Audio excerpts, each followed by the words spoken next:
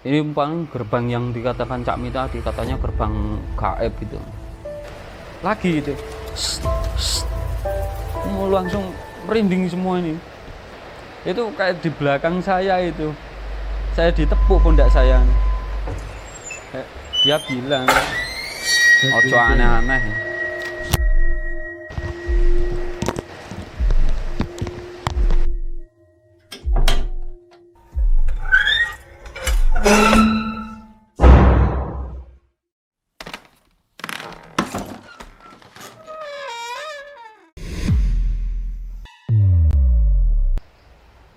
Itu awal tahun pendakian saya itu tahun 2015.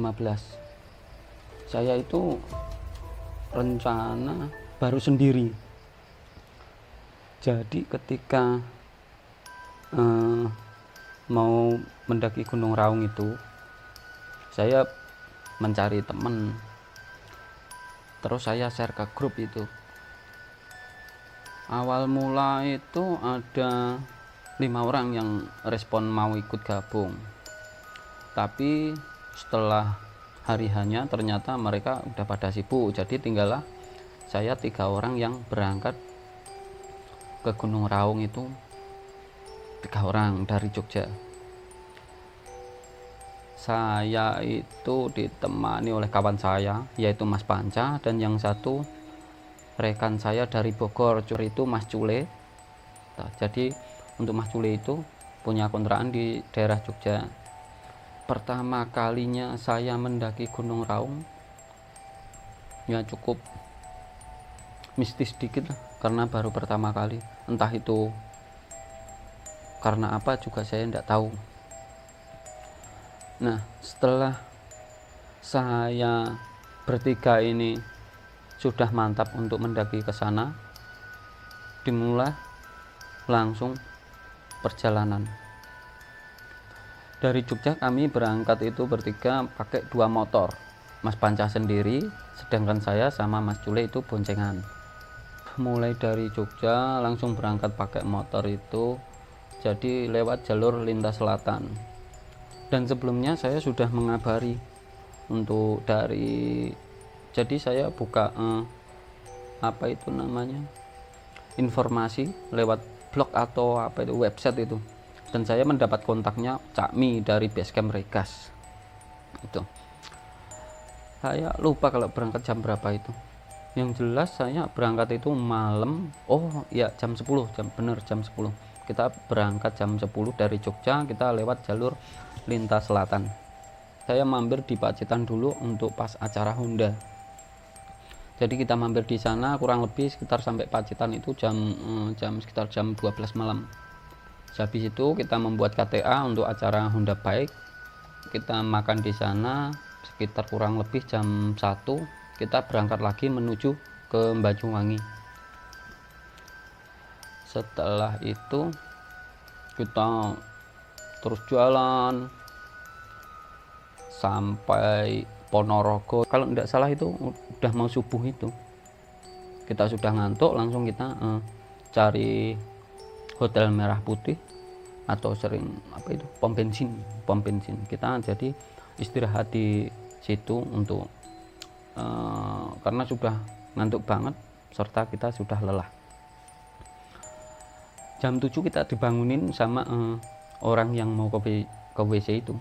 Nah, jadi ini lucunya gini Mas, ketika kami tidur itu ternyata itu depannya itu belakangnya itu toilet. Jadi kami dibangunin sama orang yang mau kencing itu. Setelah itu kita langsung mulai perjalanan untuk menuju ke Banyuwangi. Jam 7 kita jam setengah 8 kita berangkat lagi. Setelah berangkat itu beberapa ya, itu dapat warung makan, kita makan dulu. Makan kurang lebih setengah jam, kita lanjut lagi. Untuk perjalanan di pakai motor sampai Banyuwangi itu alhamdulillah tidak ada kendala. Cuman waktunya itu kurang lebih sampai di Banyuwangi itu kurang lebih saya hitung sekitar 14 sampai 16 jam itu. Jadi sampai sana malam lagi, di mana ya itu, di stasiun Kalibaru kita berhenti di situ sekitar kurang lebih jam berapa ya, jam 1 malam itu. Setelah sampai sana langsung saya hubungi lagi Cak Mi itu mas. Setelah dihubungi kena langsung beliau Cak Mi ini menghampiri kami bertiga. Langsung saya diarahkan ke base campnya itu di tempatnya Cak Nyong.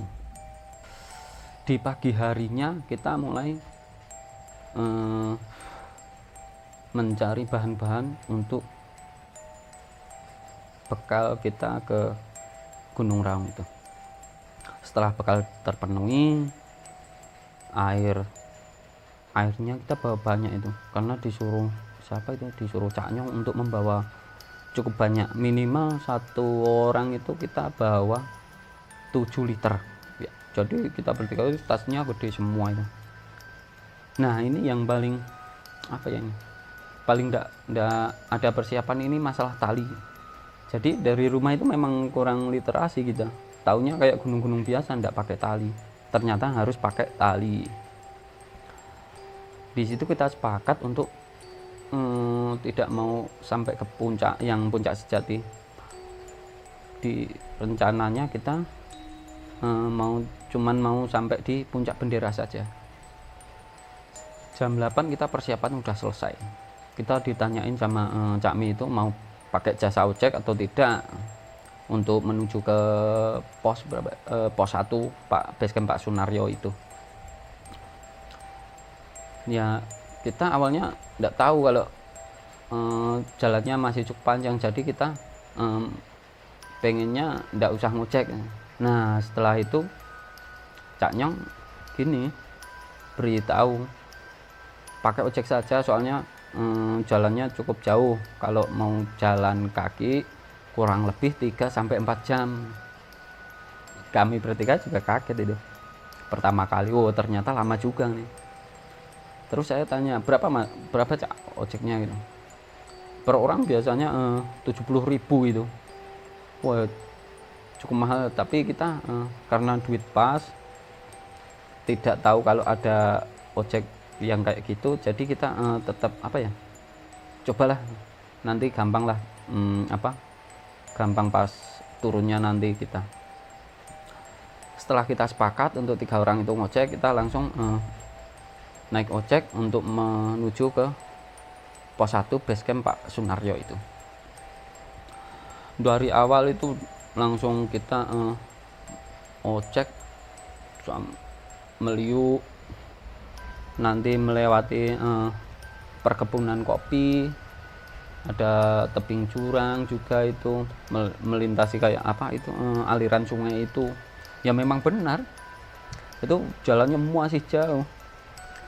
Jadi pas sampai basecamp Pak Sunaryo itu kurang lebih pakai ojek itu sekitar setengah jam sampai berapa itu, setengah jam lebih lah ya, setengah jam lebih.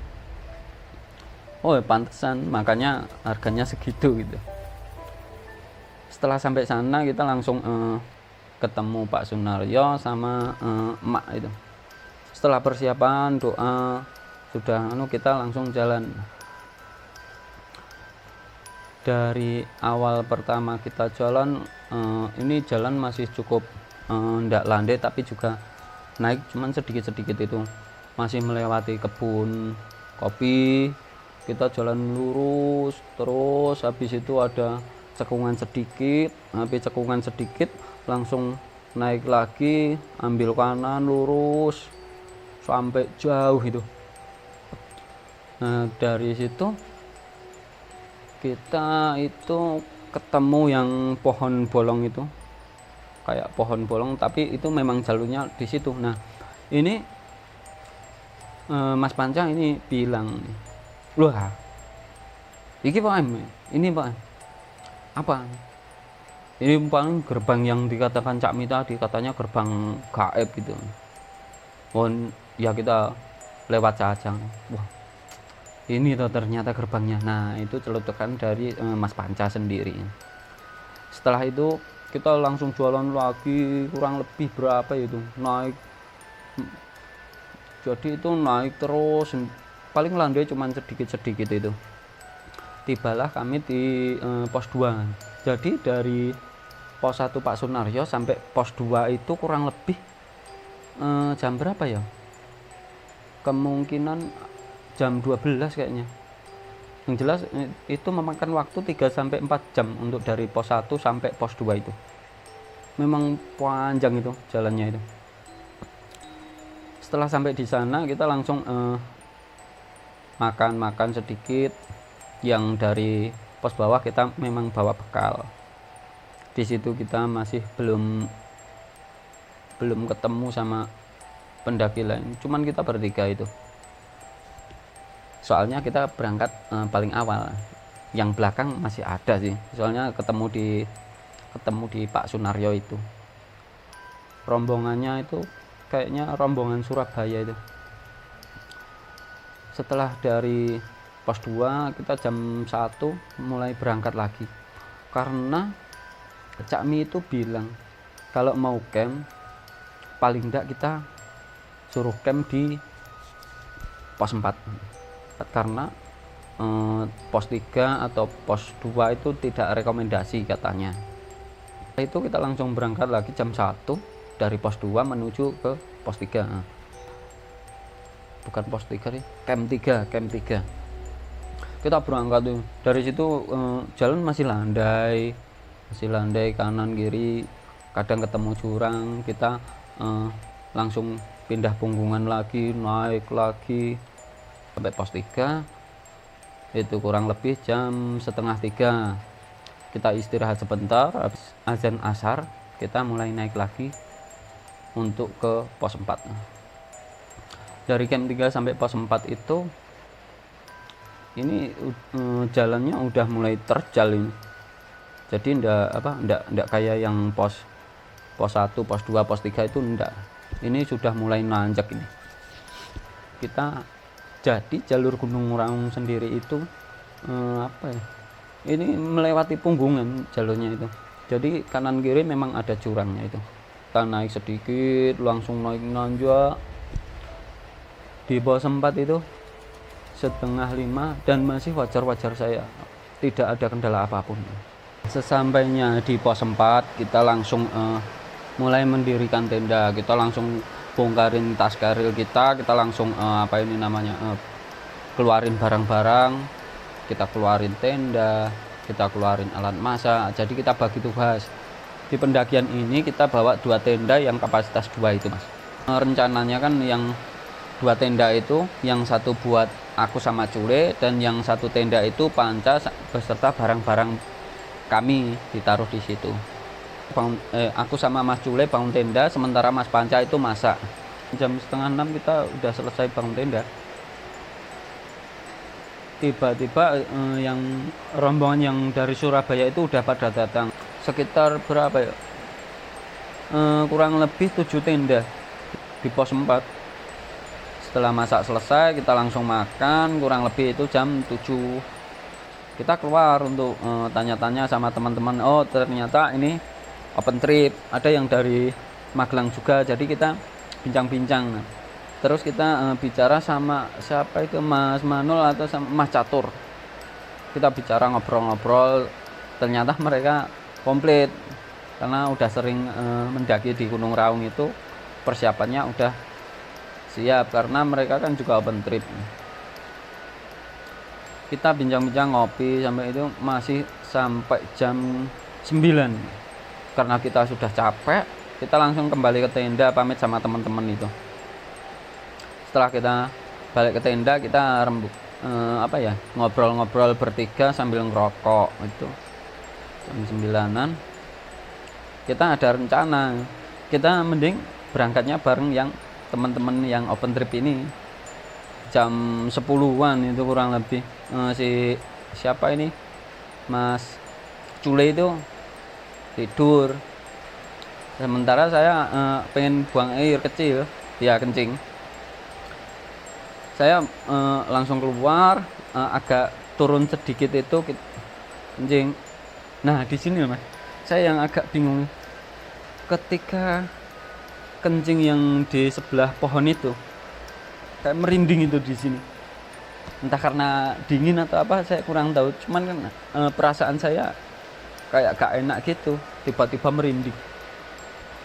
Setelah kencing selesai ternyata apa ini? Ada yang kayak yang bisikin itu kayak gini, shh, shh, gitu. Jadi kayak orang manggil gitu dari arah belakang sebelah kanan saya itu. Saya tengok enggak ada apapun. Saya fokus lagi menutup kancing celana itu lagi gitu. Mau langsung merinding semua ini. Ya, ini masih teringat lah itu. Kayak yang bisik itu malah kayak rasanya kayak pengen lari ini. Tapi itu aku kembali ke tenda itu. Setelah sampai ini Mas Cule udah tidur, terus Mas Panca masih merokok itu tanya, kenapa Bre? Kok kayak keringetan gitu? Enggak kok ini. Selang sebentar Mas Panca ini gantian kencing ya. Saya juga arahin yang ke aku pas kencing tadi. Setelah beberapa menit, sekitar 2 menit kayaknya, tiba-tiba Mas Panca itu balik lagi. Loh, kenapa nih? Nah, yang di pohon itu. Iya, kenapa? Kamu itu gimana sih? Lah gimana? Tadi itu saya ada kakek-kakek. Wah, mosok. Iya. Itu kayak di belakang saya itu. Saya ditepuk pundak saya. Dia bilang, "Ojo aneh-aneh."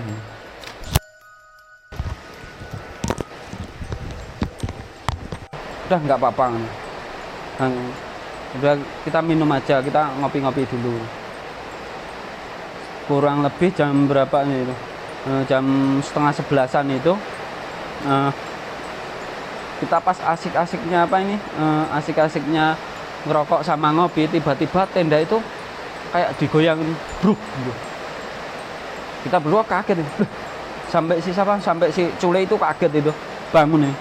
Wah, apa ini? Saya juga kaget itu. Si Mas Cule langsung bilang, apa angin bang? Enggak nih, kayak semacam mirip kayu itu, kayak jatuhin tenda saya itu. Kita berdua enggak berani keluar. Nah, setelah kami enggak berani keluar itu, kita terus diam, kayak mau bernafas itu sulit karena kita udah pada ketakutan semua. Jadi di dalam tenda itu kita langsung satu tenda itu bertiga karena memang kami ketakutan semua. Kita hanya tidur itu kayak rem-rem ayam itu.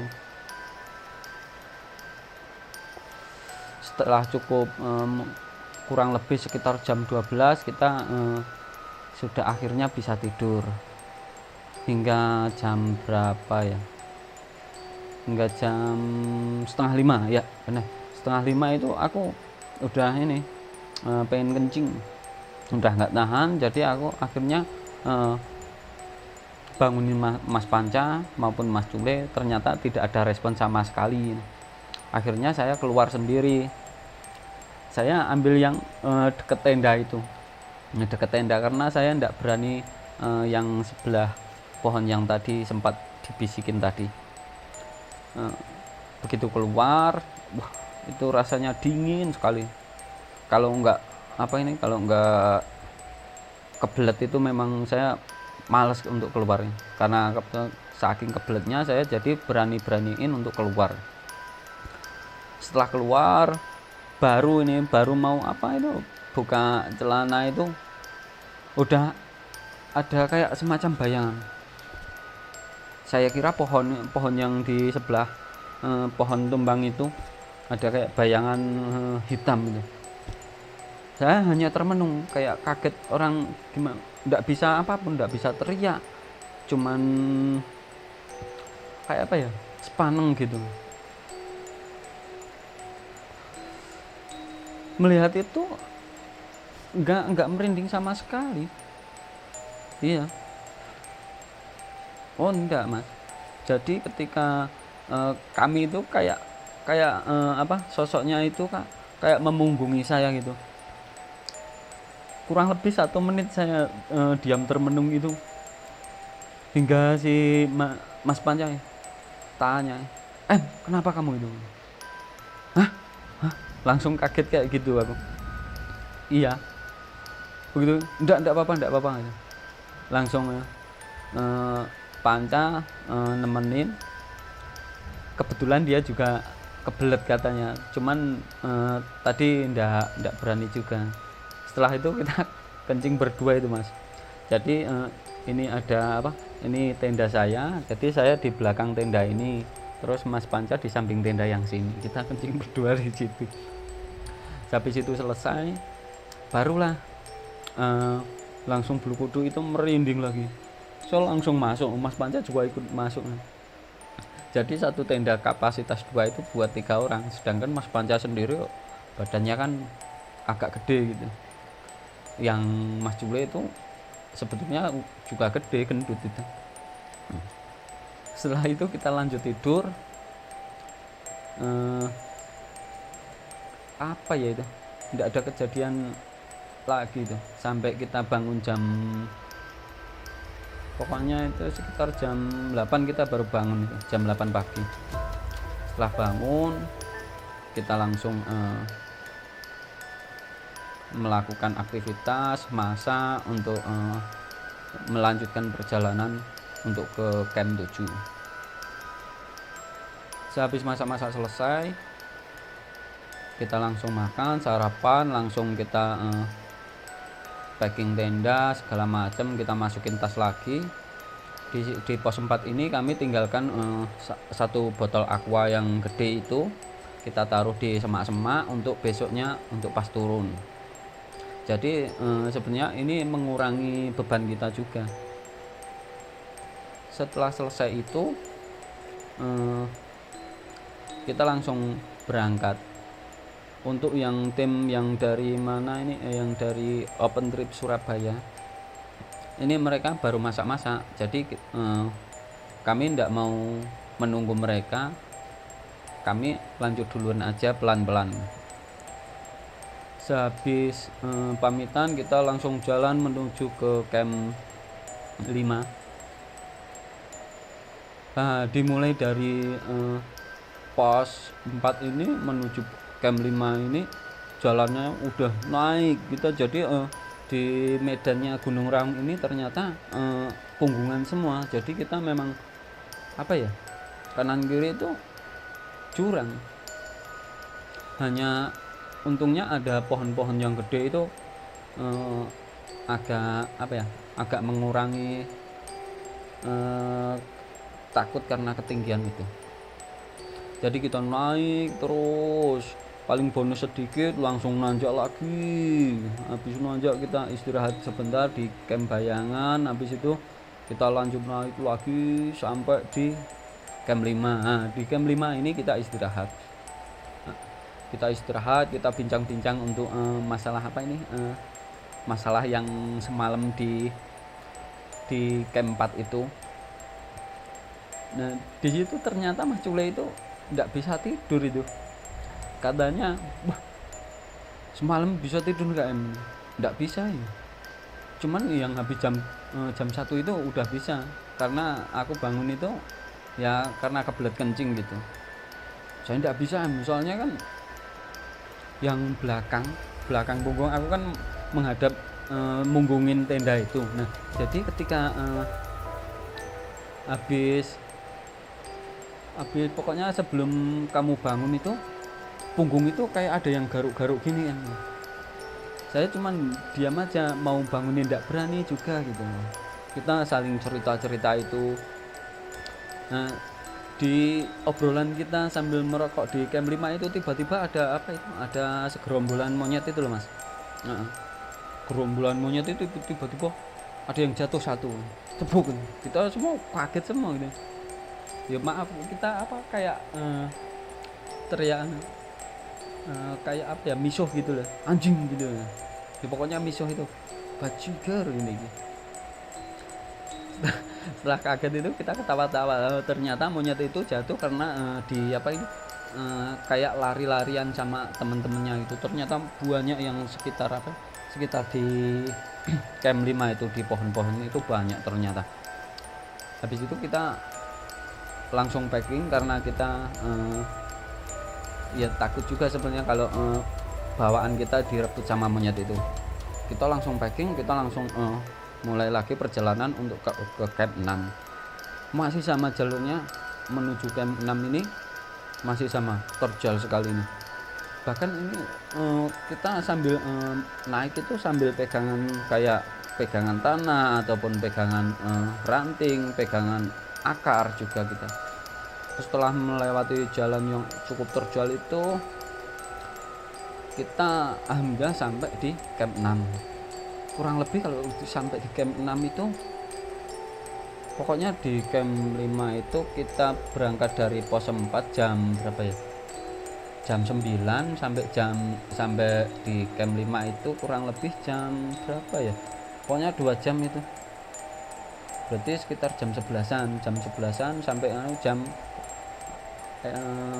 habis adzan itu mungkin kurang lebih jam setengah satuan kita sampai di camp 6 itu.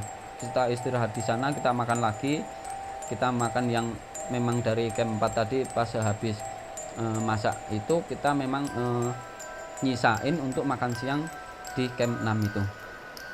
Kita makan siang di situ sampai jam 1, tidak ada kendala apapun. Kita makan, sehabis makan kita langsung packing lagi. Jam setengah 2 kita lanjut jalan ke camp 7. Nah ini dari camp 6 sampai camp 7 ini lumayan cukup jauh, jadi medannya memang makin terjal ini, makin sungguh. Ibaratnya itu jidat itu ketemu sama dengkul itu. Kita jalan naik terus, habis naik itu agak landai dikit, naik lagi ngelewatin pohon besar yang sampingnya jurang itu, tapi naik lagi, naik sampai pokoknya sampai berapa punggungan gitu, kemungkinan ada 3 sampai 4 tanjakan yang cukup tinggi. Nah, sehabis yang terakhir itu barulah kita sampai di camp 7 dengan ada tandanya kayak shelter atau pos itu di camp 7 itu, dan ada satu pohon kayu itu sama di namanya posnya itu, pos rasta atau apa gitu. Setelah sampai di sana kita kurang lebih jam berapa ya? Pokoknya kita perjalanan itu pelan-pelan itu kurang lebih memakan waktu 3 jam itu sampai camp 7 itu. Kita langsung cari tenda di sana, sekalian mencari tambahan air yang ada di pos pos shelter yang ada di camp 7 itu, karena di sana ada kayak kantong, bukan kantong itu, kayak sejenis tampungan air itu. Dari posnya itu ada kayak peralon itu, jadi untuk air hujan masuk langsung ke tampungan yang itu. Sesampai di situ alhamdulillahnya airnya masih penuh, langsung kita ambil untuk ya buat tambahan lah untuk masak paling enggak itu. Setelah sampai itu kita langsung bagi tugas masing-masing untuk mendirikan tenda, ada yang membuat kopi. Habis kita beres-beres kurang lebih jam berapa, 4:30 kita udah beres semua. Kita lanjut masak sambil ngobrol-ngobrol.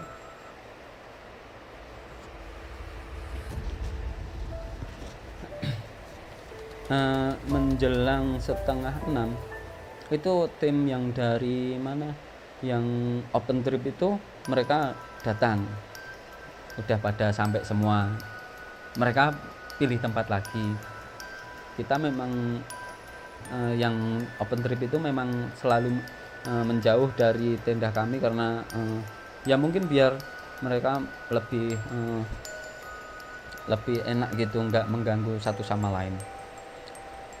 mereka mulai membangun tenda, apapun kita nikmatin ngopi, ngerokok sambil memasak, kayak goreng-goreng gitulah sambil ngobrol-ngobrol. Di obrolan itu kan kita sempat cuman pingin naik ke sampai puncak bendera. Nah setelah itu kita berunding bertiga, kita langsung mencoba tanya yang di mana yang rombongan open trip itu. Nah pas itu mungkin jam habis maghrib, yang jelas saya main ke tenda yang teman-teman dari Surabaya ini. Saya sama Mas Panca langsung mengambil ke situ. Setelah itu kita ngobrol-ngobrol cukup lama, dan saya sama Mas Panca itu meminta, bukan meminta, jika masih ada tali webbing atau apapun itu, bolehkah kami pinjam ataupun pinjam untuk naik ke puncak sejati gitu. Jadi kita mau pinjam alat mereka. Nah mereka memberi tanggapan kayak gini, ya enggak apa-apa sih, ini gini aja mas, nanti kita masih ada beberapa, cuman nanti masnya kasih kita aja 150 untuk bertiga. Waduh, gimana ini, soalnya uang kita juga mepet ini. Karena untuk ongkos perjalanan pulang aja ini masih mikir-mikir juga ini. Sehabis itu kita ya nanti kita coba ngobrol sama yang teman saya yang satu ya mas ya. Oke, enggak apa-apa nih, nanti kalau memang benar-benar pengen ikut naik ke atas, nanti langsung bilang kesini aja setelah kalian bertiga berunding itu, kata temen yang yang guide-nya yang Surabaya itu. Setelah itu saya langsung berunding sama Cule sama Ponco bertiga itu gimana. Nah ternyata kalau Mas Cule ini memang tidak mau untuk sampai puncak sejati, karena katanya wah aku nggak kuat ya kalau sampai puncak sejati, yang penting saya sampai puncak bendera saja gitu. Oke ya udah, berarti kalau kita lanjut gimana? Ya udah kamu lanjut aja, enggak apa-apa nih, memang saya udah enggak kuat kok. Apa kita sampai bendera? Enggak usah, kalau kamu memang kuat ada alatnya, enggak apa-apa kamu lanjut aja, itu kata Cule. Ya cukup bijak untuk Mas Cule ini, atau memang kami berdua yang agak egois sedikit lah, tapi enggak apalah, soalnya kan katanya Mas Cule ini memang saya memang cuman bendera saja karena memang enggak kuat, kalau kamu berdua memang kuat ya lanjut aja, enggak usah mikirin, enggak usah kamu berprasangka kalau kamu egois, enggak. Ini memang yang penting nanti kalau sampai sampai puncak sejati aku titip nama untuk ditulis di sana. Oke siap. Nah, habis itu sekitar jam 8 saya kembali ke tenda untuk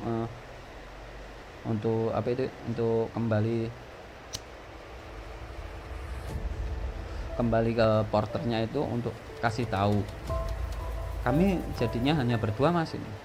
Oh ya enggak apa-apa nih, nanti kita kasih nanti kamu gini aja mas, nanti saya minta 50 aja buat karena karena untuk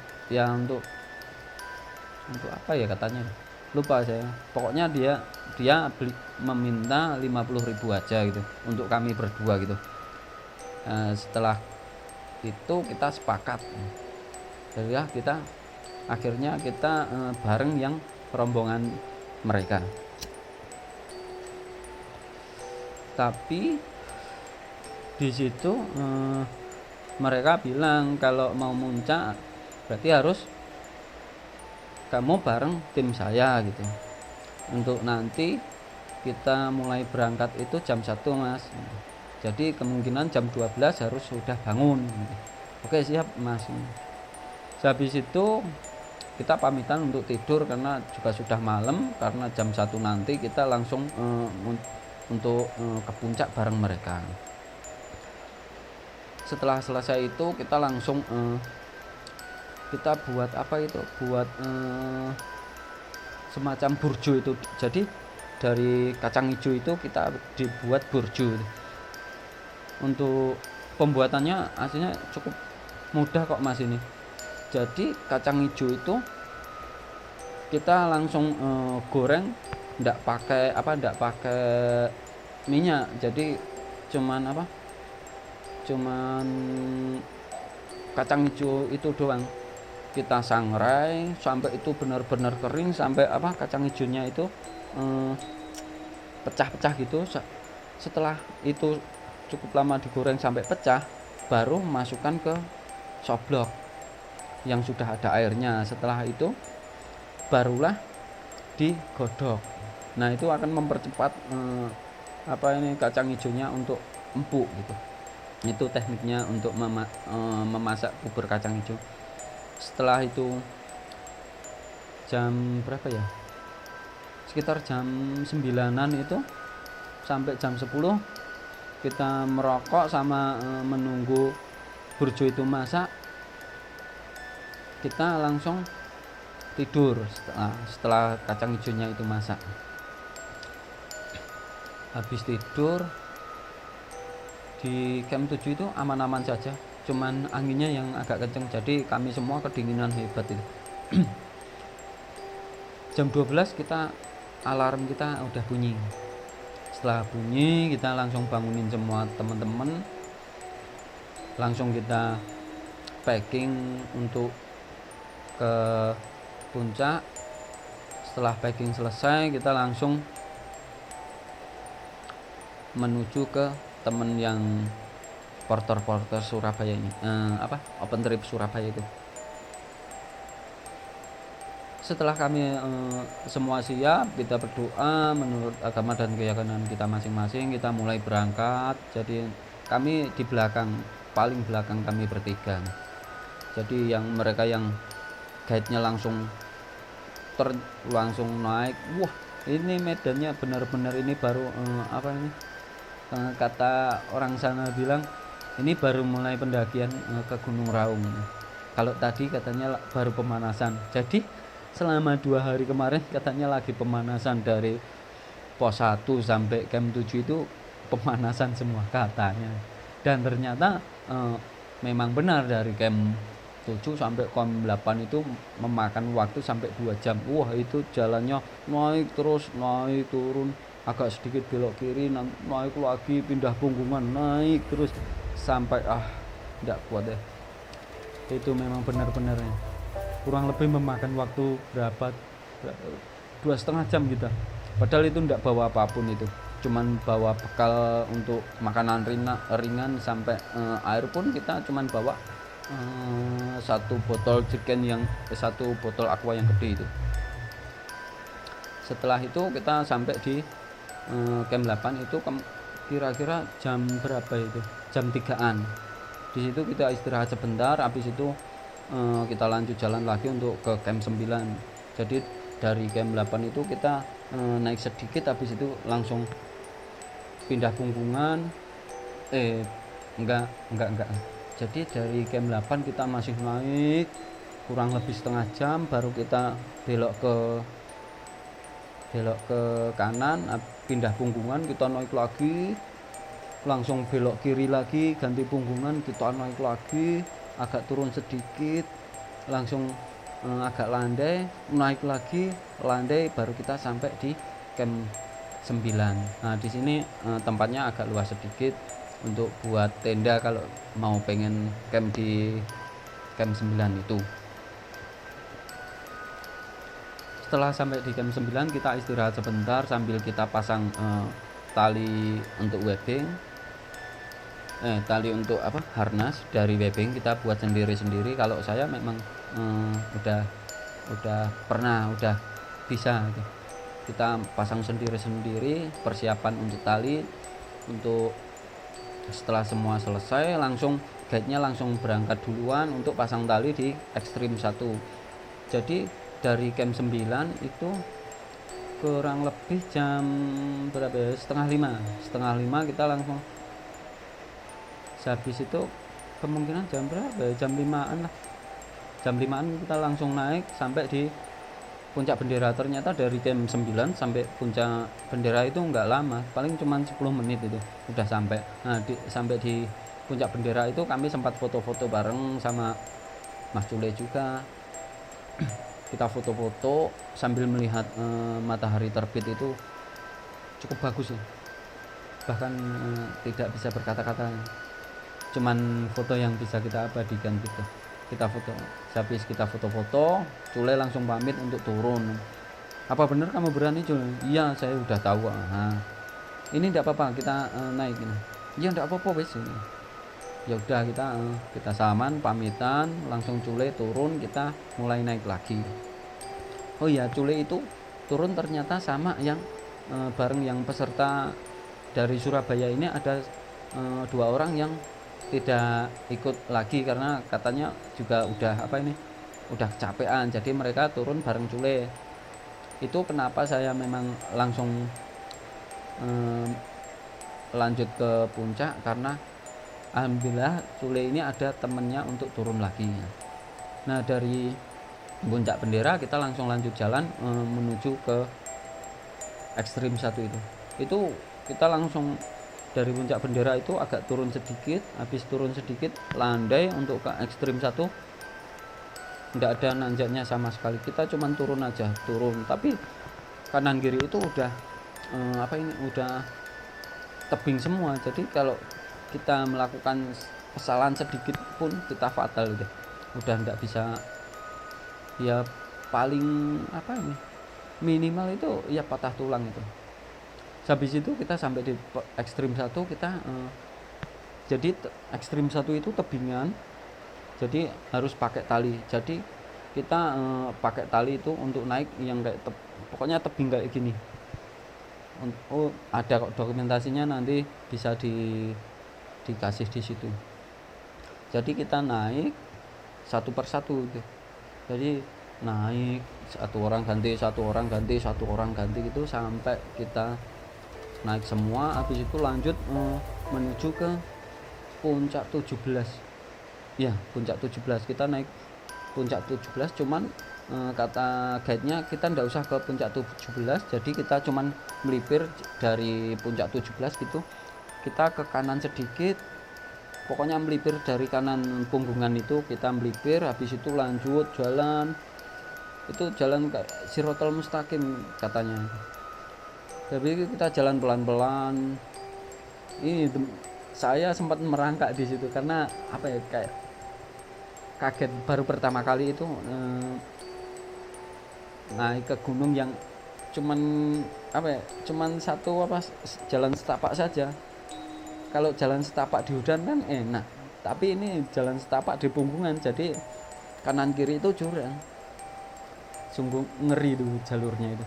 Setelah itu kita jalan itu mungkin kurang lebih udah jam 6 lebih itu. Kita jalan terus, sesampainya mentok kita ada mentok di ekstrim 2 namanya. Jadi itu langsung turunan gitu, jadi kita harus pakai tali lagi. Jadi itu namanya jadi turun pakai tali itu kayak tentara katanya. Setelah itu kita langsung pasang guide-nya pasang tali, kemudian kita turun satu persatu menggunakan figure 8 itu. Setelah kita semuanya turun, tidak ada masalah apapun, kita langsung lanjut lagi. Itu langsung maju sebentar, habis itu kita langsung melipir turun ke kanan, habis itu naik sedikit, itu ada tebing lagi, tapi tebingnya enggak curam banget, cuman pakai tali itu, paling enggak tinggi kok, paling cuman berapa ya, 2 meteran lah, ya 3 meter. Kita turun aman, kita langsung pindah ke kayak jalur utama ke puncak sejati. Itu medannya batu sama pasir gitu.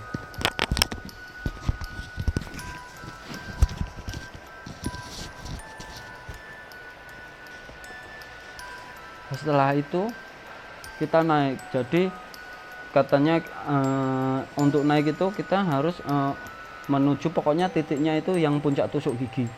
Jadi dari bawah itu udah kelihatan untuk tusuk giginya. Jadi kita cari jalur sendiri-sendiri seenaknya, yang penting tujuan utamanya nanti yang puncak tusuk gigi. Nah itu naik terus, naik batu kayak campur pasir, kita naik, pokoknya kita cari jalur yang enak.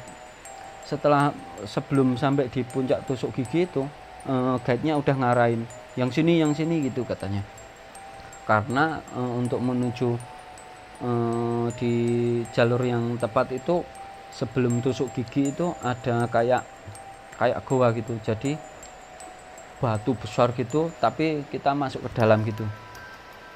Setelah semuanya sampai, kita langsung masuk ke dalam gua untuk ke arah jalur yang puncak sejati itu. Itu guanya itu paling cukup cuman buat satu orang, satu badan ini. Bahkan Mas Panca sendiri harus miring gini jalannya. Setelah itu kita langsung masuk gua, ambil ke kanan, agak landai sedikit. Terus habis itu kita langsung di sebelah kiri jalur itu ada tebingan. Nah, kita manjat di situ. Habis manjat sampai di atas, kita langsung jalan merangkak sedikit, agak terjal sedikit, kita naik. Habis naik kita sampai ke punggungan, sebelum punggungan kita langsung melipir gini, kita tinggal lurus saja udah kelihatan kawah. Setelah mungkin kurang lebih jam berapa itu, kurang lebih jam 8:30 atau 8:30 itu kita sampai di puncak sejati. Setelah sampai puncak sejati kita ya sempat kita terharu sedikit, karena butuh perjuangan dari Jogja sampai ke situ. Perjuangannya sungguh berat sekali. Dari yang tadinya cuman pengen sampai puncak bendera, akhirnya bisa sampai puncak sejati. Itu kita abadikan di situ. Sungguh pokoknya tidak ada kata-kata yang bisa digambarkan lah. Sehabis itu kita foto-foto, kita menikmati sambil makan, sambil ngopi, ngerokok gitu. Kurang lebih sejam kita kembali turun, karena kata guide-nya itu pokoknya sebelum jam 12 itu kita harus sudah turun, karena nanti ketutup kabut. Kita jam 10:30 kita mulai turun. Nah 10:30 ini kita turun, jadi guide-nya langsung turun duluan, sama pesertanya juga ikut turun. Saya dan Mas Panca itu paling akhir. Saya langsung ngikutin peserta. Baru beberapa langkah, paling 10 langkah, aku nengok kok kayak nggak ada Panca, itu nggak ada, nggak ngikutin kayaknya. Setelah aku toleh, ternyata memang benar, Mas Panca itu masih di yang ada plakatnya puncak sejati itu. Dia masih duduk termenung gitu, kayak orang linglung gitu. Langsung aku kembali. Nah setelah kembali itu aku langsung telepon, "Cang, wih ngopo, kamu itu kenapa gitu?" "Oh enggak apa-apa, ayo turun." "Oh iya, udah turun cuma." "Iya udah." "Lah kamu itu ngapain tadi, nggak denger apa?" "Oh iya." Jadi Pak Panca itu cuman bilang ya, sama kayak nggak connect gitu ngomongnya itu. Setelah itu langsung Mas Panca saya taruh di depan, saya yang paling belakang biar bisa pantau Mas Panca ini. Pas turun itu Mas Panca cuman nggak pernah ngomong sekali. Biasanya yang waktu naik tadi kan ngomong terus sambil tanya-tanya, tapi sehabis dari puncak ini nggak bicara sama sekali, paling cuman nengok kayak gini gitu. Habis itu jalan lagi gitu. Setelah kita turun sampai di sampai di gua yang batu itu, kita langsung turun. Ternyata yang rombongan pesertanya udah sampai bawah. Kita langsung untungnya masih ditungguin sama porternya, guide-nya itu. Woi cepetan gitu katanya. Ya pelan mas, maaf ini. Kita langsung turun, tidak ada kendala apapun. Sampai ketemu guide-nya lagi, kita langsung melipir ke kanan, kembali ke ekstrim 2 itu. Kita disuruh naik, habis itu kita berdua naik, guide-nya langsung ikut naik sambil mengemasi tali-talinya. Setelah itu kita langsung jalan lagi balik kembali ke Shirotol Mustaqim. Kita melewati jalur itu, kita langsung jalan melipir ke puncak 17 lagi. Kita kembali ke ekstrim 1, masih lancar, tidak ada apa-apa, hingga kita sampai di puncak bendera itu. Semuanya istirahat di situ karena udah titik aman lah ibaratnya. Itu kurang lebih jam 1-an itu. Lebih itu. Sekitar jam 2 sampai di puncak bendera. Setelah makan-makan, yang peserta ini lanjut turun beserta guide-nya. Saya sampai Mas Panca bilang ke saya, kita di sini dulu, biar mereka yang turun duluan. Toh kita sudah nggak pakai tali dan jalurnya juga kita udah tahu. Oh ya enggak apa-apa gitu. Terus saya bilang ke guide-nya, Mas turun duluan enggak apa-apa, nanti kita jalan pelan-pelan gitu. Setelah itu kurang lebih jam 2:30 kita baru berangkat turun. Nah di sini sebenarnya saya udah curiga. Kenapa? Karena ketika mau saya ajak turun, Mas Panca ini hanya duduk termenung lagi. Sama kejadiannya sampai di puncak tadi. Ayo turun. Dia enggak jawab sama sekali. Entah, saya enggak tahu. Saya sempat bingung di situ. Langsung saya tabok lagi. Ayo turun. Ini udah mau jam 3 loh ini. Kita masih butuh waktu kurang lebih 3 jam sampai jam 7 itu. Dia cuman bengong lagi. Dia langsung berdiri. Nah, aman gitu batin saya itu. Setelah itu ya benar, asar itu baru mau kita jalan dari puncak bendera. Ini saya lupa, jadi saya turun duluan. Saya kira Mas Panca ini ngikutin saya. Ternyata enggak, dia malah kembali duduk lagi. Saya langsung balik ke atas lagi di puncak bendera. Ternyata benar, Mas Panca masih di situ duduk lagi. Waduh gitu. Saya udah pikiran saya udah macam-macam gak karuan nih. Ayo. Katanya Panca ini, dia bilang apa ya, lupa sih. Oh gini bilangnya, enggak, aku seneng neng kene, aku tak neng kene wae, kowe meduna sithik gitu. Kalau bahasanya itu, saya ingin di sini, saya enggak mau turun gitu, kamu yang turun aja itu. Habis itu saya paksa, enggak bisa, kita masih harus turun ini, kasihan Cule nungguin di bawah. Langsung dia melotot ke saya gantian pelotot ini, ayo pokoknya kita turun, kamu mau ikut saya atau enggak loh. Waduh, saya bingung ini. Tapi itu saya langsung tarik, pokoknya kamu langsung turun. Saya sambil melotot itu. Habis itu akhirnya Mas Panca ini kayak marah itu, tapi dia mau turun gitu. Aku bilang ya udah enggak apa-apa kalau dia memang mau marah sama aku, yang penting Panca ini bisa turun gitu. Setelah itu Mas Panca saya gandeng terus, saya suruh di depan saya, jadi jaraknya cuma deket, enggak jauh-jauh. Nah setelah itu sampai di jam 9, Mas Panca ini mau duduk lagi, tapi saya bilang enggak usah, kita langsung jalan. Ini udah jam berapa ini? Jam 4 loh ini. masa jam 4 baru di camp 9 ini. Sehabis itu pokoknya nggak jelas itu panca itu, saya sempat bingung.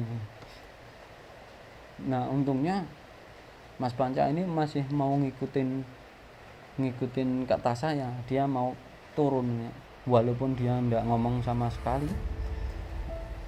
Akhirnya kita jalannya pelan-pelan itu sampai di pos 8 camp 8. Kami pelan-pelan sampai di camp 9 itu jam setengah 6 ya, jam setengah 6 itu Mas.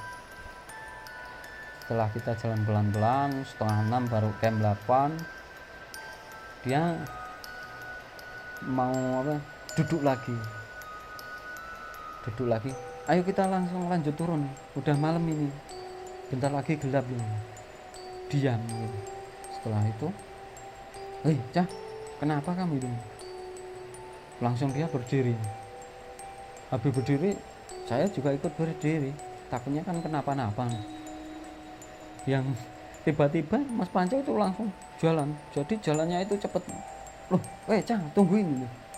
Dia maju langsung, dia turun sampai saya itu nggak bisa ngejar itu, saking cepetnya itu, kayak setengah lari itu. Nah, jadi saya itu masih di belakang jauh itu. Waduh, saya takut karena mau ngejar dia juga nggak kekejar saya. Setelah mungkin saya harus buka headlamp lagi karena jalan udah gelap. Nah di situ saya sempat bingung dikit, yang mana ini. Oh ya udah, ambil yang jalur kiri aja. Untungnya benar itu Mas. Setelah itu barulah saya tiba di camp 7. Saya tiba itu kurang lebih jam 7. Nah sehabis di situ saya enggak nemuin Mas Panca itu. Saya kan langsung menghampiri tenda saya. Kebetulan Mas Cule itu juga masih duduk sambil ngerokok sambil ngopi itu. Saya tanya, Cul, si Panca kemana? Nggak tahu, kan bareng kamu. Soalnya tadi udah turun duluan, saya mau ngejar nggak nggak kekejar nih. Waduh, gimana ya? Yaudah, aku naik lagi coba tanya yang rombongan peserta itu. Saya sama Cule keluar langsung tanya yang rombongan peserta itu, ternyata di sana juga tidak ada nih. Nah setelah itu kita langsung coba naik lagi nyusur sampai di pos 8 itu. Soalnya saya terakhir lihat itu dari pos 8 itu udah turun duluan. Setelah itu kita langsung coba nyisir ke atas.